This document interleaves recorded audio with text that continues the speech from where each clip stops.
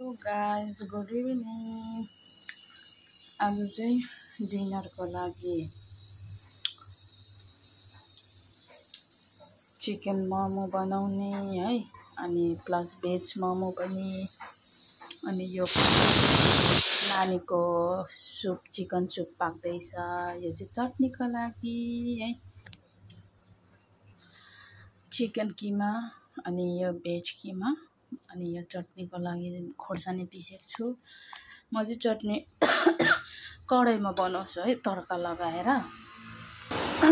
र चटनी रेडी भयो कोरिएन्डर हालेर। अनि यो चिकनको किमा पनि रेडी छ, अनि मैदा पनि गुनेर रेडी भइसक्यो। यहाँ मसाला भात बनिँदैछ। आन्टीले बनाउनु भएको यो मसाला भात स्पेसल आन्टीको। मोमो बनेर नि स्टिम गर्नु राखेको छु है। मक्टु नभएको कारणले गर्दाखेरि चाहिँ इडलीको भाँडामा बनाउँदैछु। रेडी भयो मेरो मोमो हो, मैले चलाएँ हौ।